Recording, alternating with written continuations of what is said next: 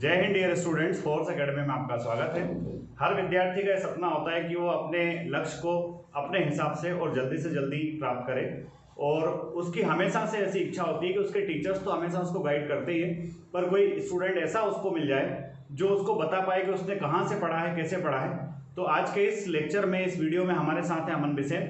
अमन ने 12th में पढ़ते हुए एनडीए क्लियर किया है। अमन, कॉन्ग्रेचुलेशंस बेटा। Thank you sir. और अमन के साथ हम बारीकियों से जानेंगे कि किस तरह से तैयारी करना है, किन बातों का विशेष ख्याल रखना है और क्या गलतियां नहीं करना है। अमन बेटा, आप अपना इंट्रोडक्शन देते हुए बताइए कि आपने क्यों सोचा कि आपको एनडीए जाना है और किस तरह से इसका प्रिपरेशन किया। जय हिंद एवरीवन, मैं अमन बिसेन फोर्स डिफेंस एकेडमी का छात्र हूं और अभी मैं 12th क्लास में अपीयरिंग होते हुए मैंने एनडीए 1 और एनडीए 2 दोनों के लिए रिटन एग्जामिनेशन क्लियर कर लिया है। मुझे जब 10th में मेरा कोई लक्ष्य निर्धारित नहीं था, तब मुझे नेशनल डिफेंस एकेडमी के बारे में पता चला। मेरा इंटरेस्ट डिफेंस फोर्सेस की तरफ पहले से था, परंतु मुझे ज़्यादा जानकारी ना होने की वजह से मेरा लक्ष्य पहले से निर्धारित नहीं था। परंतु फिर मेरी फैमिली फ्रेंड्स ने मुझे इस बारे में गाइड किया और मुझे नेशनल डिफेंस एकेडमी के बारे में बताया। नेशनल डिफेंस एकेडमी के बारे में और जानने के बाद मैंने अपना लक्ष्य निर्धारित किया कि मुझे डिफेंस फोर्सेस में ही जाना है और नेशनल डिफेंस एकेडमी में चयनित होकर फोर्स डिफेंस। तो देखिए, अमन ने कहा कि इन्होंने 10th के बाद ही अपना जो एम था वो क्लियर कर लिया। डॉक्टर कलाम ने भी यही कहा है, हम सब लोग पढ़ते ही रहते हैं कि आप जितना जल्दी अपना लक्ष्य तय करेंगे उतना जल्दी उसको पाना आसान आप लोगों के लिए होगा। अमन ने 10th से ही अपना एम बिल्कुल क्लियर कर लिया था कि इनको एनडीए के लिए प्रिपरेशन करना है, एनडीए में ही जाना है, और इन्होंने 11th के साथ एनडीए का प्रिपरेशन शुरू कर दिया और आज ये सक्सेस हुए। अमन, किन किन बुक्स की हेल्प आपने ली? सर मैथ्स में सर बेसिक्स के लिए मैंने एनसीईआरटीज़ की हेल्प ली। एनडीए के पर्सपेक्टिव से एडवांस स्टडीज़ के लिए मैंने पाथफाइंडर और आरएस अग्रवाल की हेल्प ली, और लास्ट मोमेंट में एग्ज़ाम होने के 1-2 महीने पहले मैंने प्रीवियस ईयर पेपर्स और प्रीवियस ईयर क्वेश्चंस की एक बुक है, प्रीवियस 14 ईयर्स क्वेश्चंस, वो किया। गुड। देखिए, अमन कह रहे हैं कि इन्होंने प्रीवियस ईयर्स के पेपर्स लगाए, पर वो पेपर्स इन्होंने 2 मंथ्स पहले ही लगा लिए थे। जनरली बच्चा क्या करता है, बच्चों एग्जाम के 5 दिन पहले, 10 दिन पहले प्रीवियस ईयर्स के पेपर लगाने बैठता है, और उस समय हमारे पास इतना टाइम नहीं होता कि हम जहां अपने वीक पॉइंट्स हैं उनको ठीक से अच्छा कर पाएं, उनको इम्प्रूव कर पाएं। तो एक ही बात हो गया है कि प्रीवियस ईयर्स के पेपर्स आपको लगाना है, पर वो प्रीवियस ईयर्स के पेपर्स थोड़ी स्टडी करने के बाद और थोड़ा टाइम बचने से पहले कर लेना है। ना तो बिल्कुल शुरुआत में प्रीवियस ईयर्स के पेपर्स लगाना है, ना ही बिल्कुल एंडिंग में लगाना है। जब आपकी थोड़ी ठीक ठाक पढ़ाई हो चुकी है उसके बीच में आप प्रीवियस ईयर्स के पेपर्स लगाइए, ताकि आपको एक आइडिया हो जाए कि कहां से क्वेश्चंस आते हैं और क्वेश्चंस का लेवल क्या होता है। अमन, आप कितने आवर स्टडी करते थे? सर इनिशियली मेरे स्टडीज़ आवर 4 to 5 आवर्स रहते थे, बट जैसे जैसे एग्ज़ाम आया तो मैंने अपनी सिटिंग बढ़ाई और in the month of examination तो तब सर मेरे study hours sir 8 to 12 hours रहते थे। 12 आवर्स सफिशिएंट है। बहुत ज़्यादा पैनिक नहीं लेना है कि 15-16 घंटे आप पढ़ रहे हो, स्वास्थ्य खराब कर लिया। हेल्थ एक बड़ा इश्यू होता है स्टूडेंट्स के लिए, इस उम्र में खासकर जब आपकी एज ही 15-16-17 के आसपास है। बिना टेंशन लिए अगर आप कंसिस्टेंट स्टडी करते हैं, शुरुआत में जैसा अमन ने बताया 4-5 घंटे पहले पढ़ते थे, शुरुआती टाइम में इतना टाइम सफिशिएंट है। आप ये मत सोचिए पूरा का पूरा एकदम से बहुत जल्दी कर लेंगे। You have time. जब आप टाइम लेकर के चलते हैं तो आपके पास प्लानिंग का पूरा टाइम होता है, उस प्लानिंग के हिसाब से आप टाइम का यूटिलाइजेशन करेंगे, बहुत अच्छा होता है। मैक्सिमम 12 घंटे बंदे ने पढ़ाई किया है और एनडीए 1 और 2 दोनों क्लियर कर लिया है। 12th अभी देना बाकी है। जनरली बच्चे क्या होते हैं, 12th पास होने के बाद एनडीए के बारे में सोचते हैं, उसके बाद फिर अटेम्प्ट्स और टाइम बहुत कम बचता है, वहाँ एक प्रॉब्लम क्रिएट हो जाती है। तो अमन, 10th के बाद आपने एनडीए के लिए तैयारी करने का जो डिसीजन लिया वो सही रहा आपके हिसाब से? जी सर, मेरा जो डिसीज़न था मेरे ख्याल से वो पूरी तरह सही रहा।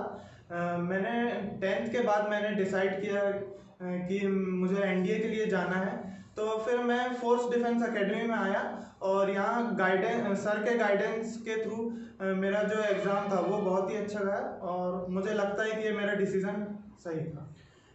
देखिए, चूंकि बंदे ने एनडीए क्लियर किया और अगर अब मैं मेरे मुंह से ही पूछूंगा और मेरे सामने ही पूछूंगा यहाँ की फैकल्टीज कैसी है, तो शायद आप लोगों को ऐसा लगे कि देखिए सर अपने सामने अपनी एकेडमी की और खुद की तारीफ करवा रहे हैं। पर देखिए, रिजल्ट्स मायने रखते हैं, रिजल्ट्स आपके सामने हैं।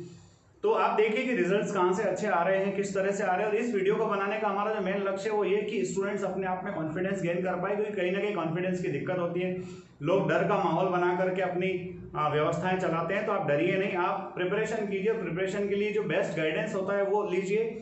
आपके टीचर्स आपको हमेशा मोटिवेट करते हैं, इंकरेज करते हैं, पर आपको ऐसा लगता है कि टीचर्स का काम ही है इनकरेज करना, मोटिवेट करना।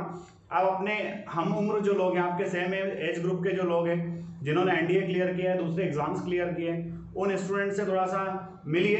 सिर्फ उन्हीं से मिलिए जिन्होंने क्लियर किया है। फेल स्टूडेंट से बिल्कुल भी आप ज्ञान मत लीजिए, क्योंकि कहीं ना कहीं गड़बड़ हो सकती है। अमन, लास्ट में मैं आपसे पूछूंगा बेटा कि इसके अंदर जैसे पीसीएम तो आपका सब्जेक्ट रहा है, 11th में भी रहा है, आपने 11th के दौरान 12th के मैथमेटिक्स पर कितना फोकस किया था?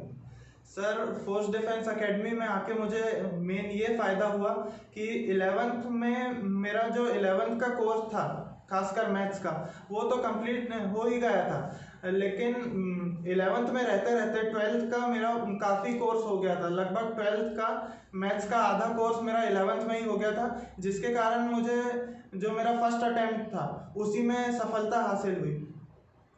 अमन कह रहे हैं हम उसमें वापस हमारी तारीफ जैसा थोड़ा सा मामला है। बच्चों, हम लोग है ना कैलकुलेशन करके नहीं पढ़ाते कि 11th में 11th ही पढ़ाना है, 12th में 12th ही पढ़ाना। हम लोग इस हिसाब से पढ़ाते हैं कि बच्चे का मैक्सिमम फ़ायदा कैसे हो, और ये आप लोगों के पर निर्भर होता है कि आप लोग उस चीज़ के लिए से कितना बेनिफिट हो सकते हैं, कितना बेनिफिट आपको मिल सकता है। अमन, जीएस के बारे में थोड़ा सा बताइए बेटा। आपने हिस्ट्री, पॉलिटी और ज्योग्राफी के सब्जेक्ट्स की किस तरह से प्रिपरेशन किया, किस तरह से आपको गाइडेंस मिला टीचर्स का? सर, इनिशियली जब मैं यहाँ आया था तब मेरे दिमाग में ये मिथ था कि जब मेरा पीसीएम सब्जेक्ट है, पीसीएम टफ होता है, तो साथ में मैं जीएस की प्रिपरेशन कैसे करूँगा। सर, बट यहाँ फोर्स डिफेंस एकेडमी में मुझे पता चला, जैसे अक्षय सर ने गाइड किया स्पेशली जीएस के लिए, कि जीएस कोई बहुत बड़ा बर्डन नहीं है। जीएस एक स्टोरी की तरह है जिसको हमें बस समझना है, और बस 2 से 3 बार रिवाइज करके जीएस आसानी से हो सकता है। तो उस तरह से आपने फिर जीएस?